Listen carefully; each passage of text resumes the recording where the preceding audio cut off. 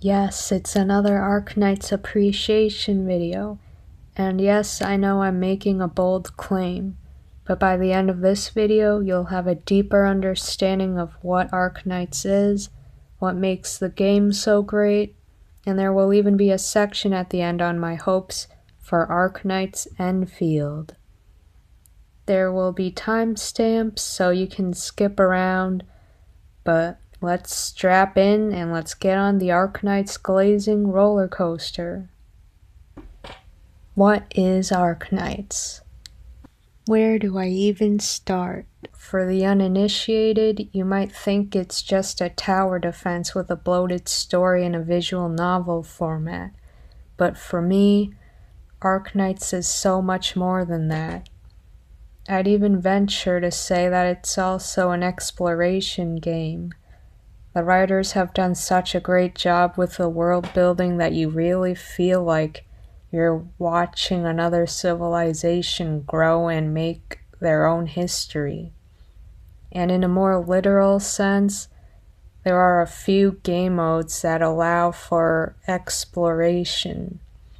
One of them is Reclamation Algorithm, where you have to gather resources by exploring and unlocking areas, while also building and protecting your base from raids that will pop up from time to time. As of me making this video, there are exactly 379 characters that have been released so far. Each one of those characters is divided into 8 classes. Guards are the melee fighters who put big numbers on the screen. Vanguards are at the forefront of a fight, utilizing a mechanic called deployment points, or DP, so that you can actually get more units on the field faster. Casters are the mages, dealing arts or magic damage. Defenders are the tanks, snipers are the rangers, medics are pretty self-explanatory. Supporters provide support through various means, and specialists are more definable by their subclass, honestly. You'd think with that many characters the gameplay would be really boring and stale by now, but that's where you're wrong. There's a reason why Arknights is still going strong. Each class has their own subclasses. You can push enemies into holes, you can pull enemies into holes. There are ranged defenders, medics that harm instead of heal, guards that aura farm, and guards that need to be kept on life support. Since there's so many operators with their own unique play styles, you will never grow bored with trying out different squads.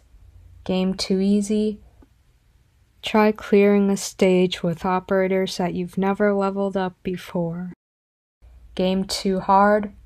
Make your team super OP so you can obliterate anything that stands in your way. Have a lot of time on your hands? Use only defenders. Feeling creative? Try coming up with your own niche.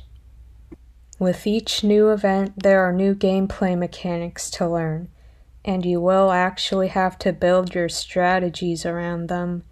You can't ignore them or just power your way through just because you have all the meta units. Or you can, but that really isn't playing the game, is it?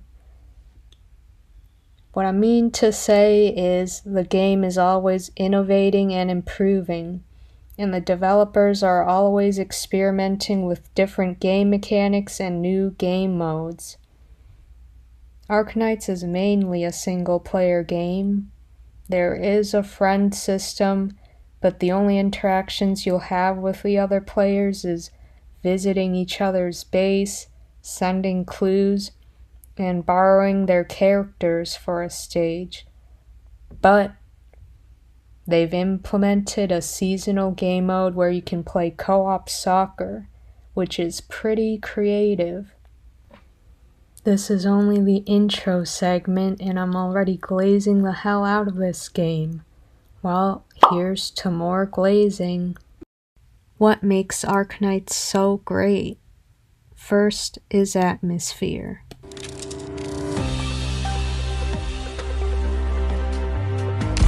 Arknights.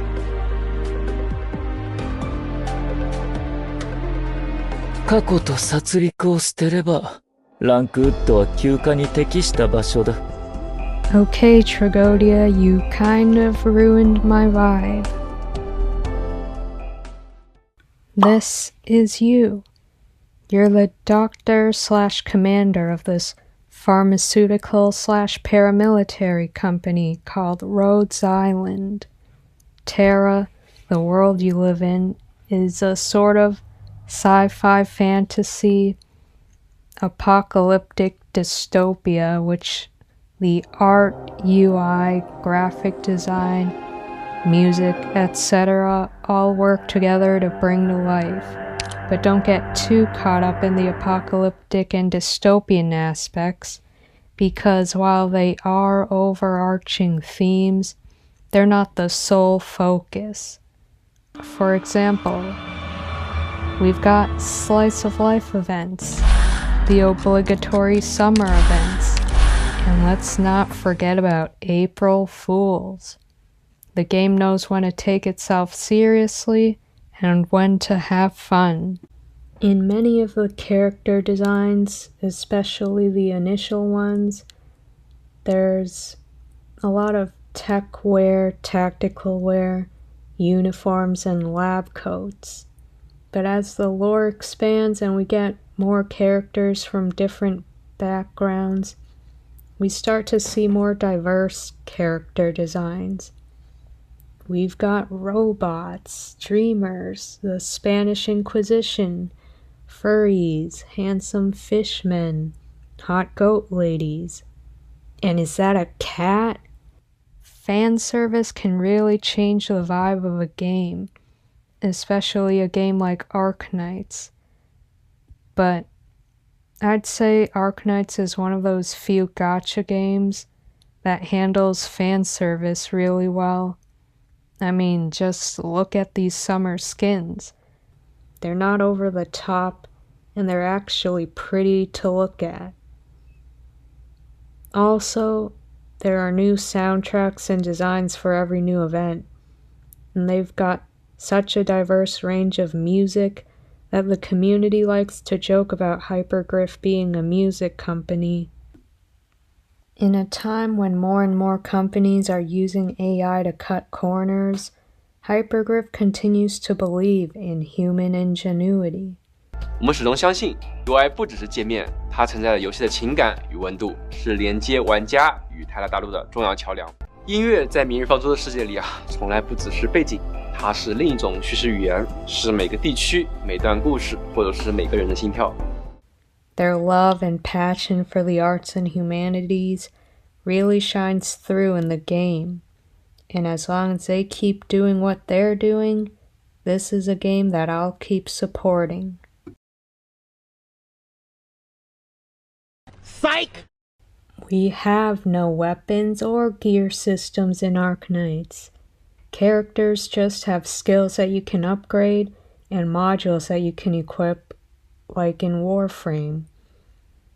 And I love reading, but man, if I have to read another essay just to know what the character's skill does.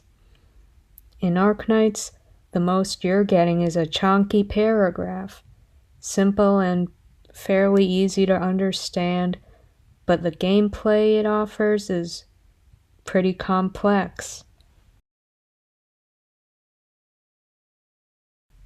More often than not, cosmetics will be locked behind a paywall, but in Arknights, you can buy most skins using the in-game currency that you can get from clearing stages. Sometimes, you can even earn them just by participating in events. And if you think only the 6 stars get skins, you'd be wrong. This is what a 3-star skin looks like.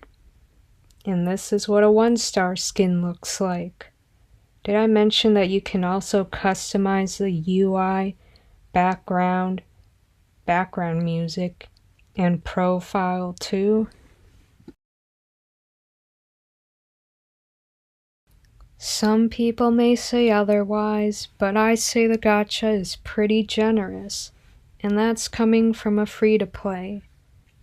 There's a 2% chance to get a 6-star character, and after the 50 pull mark, unless you've already gotten a 6-star by then, it'll increase by 2% for every subsequent pull until you get a 6-star. Then the pity resets. But the 6-star you want isn't guaranteed, since it would also share a banner with other 6 stars, so it's not generous in that sense. Limited operators do exist, but not including them, most characters will be added to the standard pool, so it's possible to get them even after their banner ends. If you collect enough yellow certificates from pulling on banners, there's also operators you can buy in the shop. For certain events like the anniversaries and Chinese New Year, you get rewarded with gacha currency, a 10-pull headhunting ticket, and 1 free pull every day, so it's possible to get a banner character using those free pulls. Modules were introduced a few years back, and thanks to that, some older or weaker operators were able to become relevant again. So that's why I don't think power creep or keeping up with the meta is a big deal in Arknights. That isn't to say that meta characters don't exist or aren't busted. They do and are.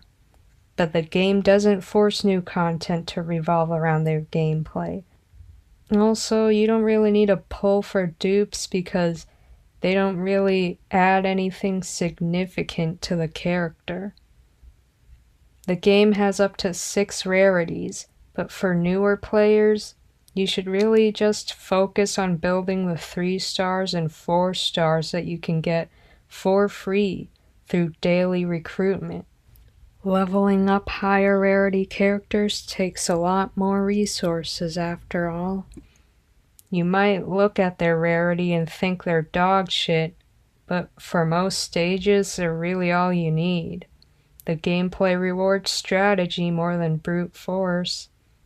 And if you're really struggling, there are plenty of guides you can watch on YouTube that use low rarity characters.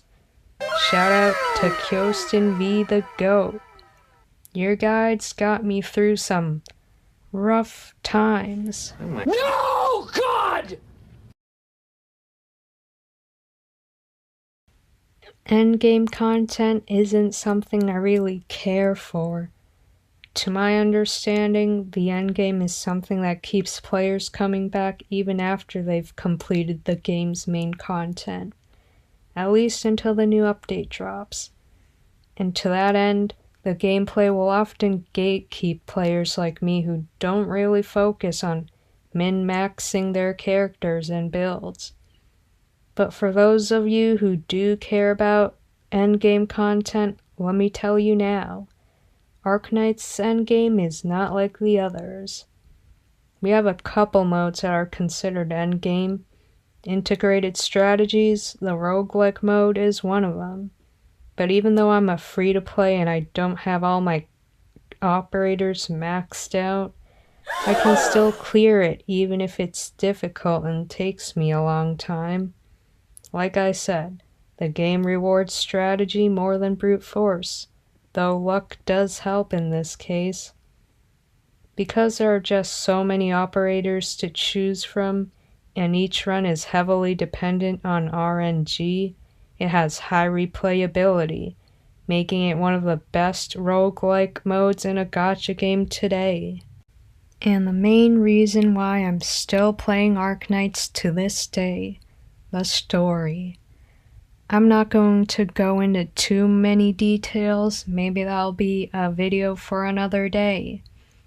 But I thought the stories were very profound in a way that few gacha stories were.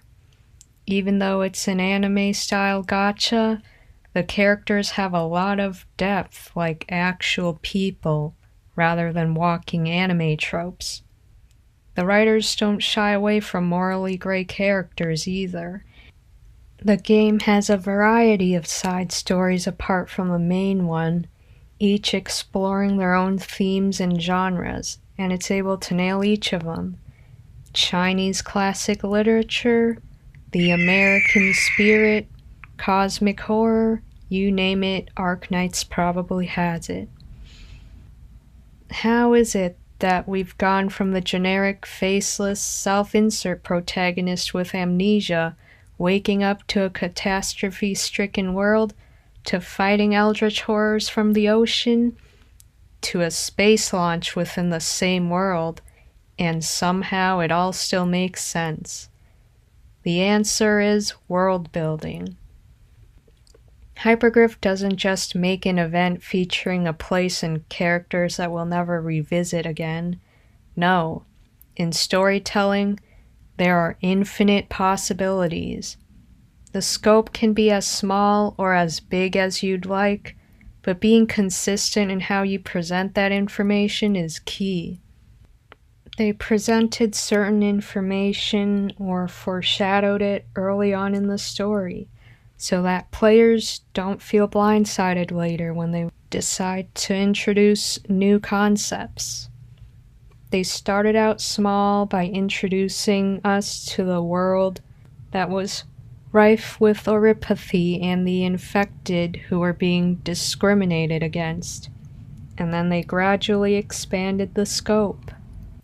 The nations may be isolated by distance and catastrophes, but they are far from being isolated in the sense that they don't interact with each other at all. They each have their own thing going on, but the story shows how events can affect other nations, from side comments that characters make, or callbacks to certain events. The stories build upon one another, leaving room for more sequels, thus ensuring the story's longevity. World building is more than just choosing an aesthetic for each nation that you want to create. Think about what makes a country special. Is it the food, the culture, the history? It's all of those and more. Having characters make references, like how hot dogs canonically got their name on Terra, showing their traditions through passing like in dialogue or just the art and music. Little details like that make the world come alive. Even though it's not an open world, the world in Arknights honestly feels so much more immersive than any open world I've played. So I love Arknights. What's new? Oh, that's right. Endfield.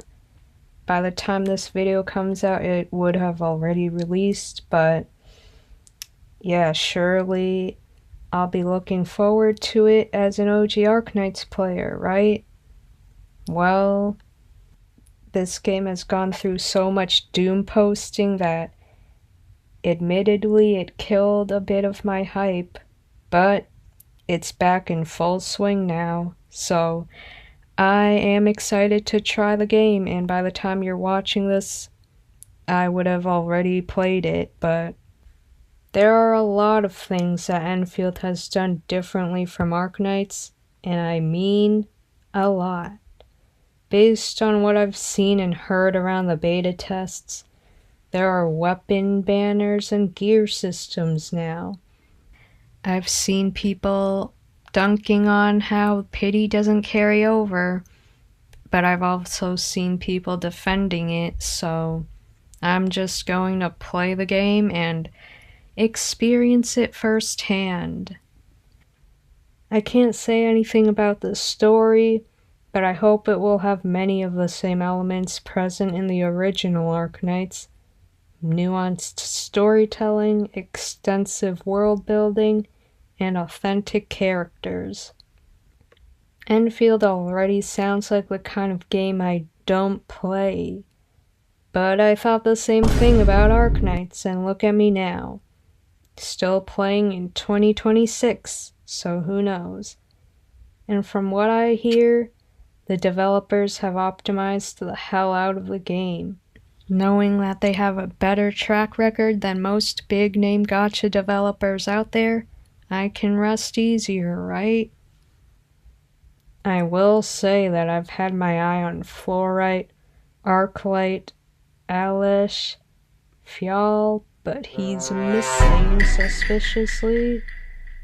And this guy.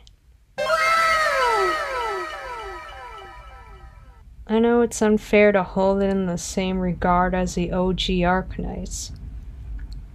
There isn't another gacha game like Arknights, and there might never be another gacha game like Arknights. Endfield has its own identity, and I can't expect a 3D semi-open world to be able to pull things off that only a 2D game can. But since it's hypergrowth behind the game, I'm willing to try it out. Anyway, Endfield isn't even out yet, so I'll reserve further judgment until I can actually play it. But one thing's for sure, January's going to be a wild time for those who play both Arknights games, since we'll have not just one, but 2 Arknights anniversaries to look forward to. It's a long video and the first one with my voice, even though I hate hearing it being replayed back to me. But hey, anything for the GOAT of gacha games. If you made it this far without skipping through the video, thank you. Now you can see why I consider Arknights to be one of the best gacha games on the market right now. Everyone involved in the making of it, from the developers to the artists, writers, and composers, really make Arknights more than just a simple tower defense game. It's an artistic experience, plain and simple. And we can't forget about all the insanely helpful guides, creative works, and thought-provoking analyses we've seen over the years from the amazing Arknights community itself. If you haven't already, the Arknights glaze will never stop, so let's keep on hyping up our favorite gacha game. Happy 6th Arknights-versary!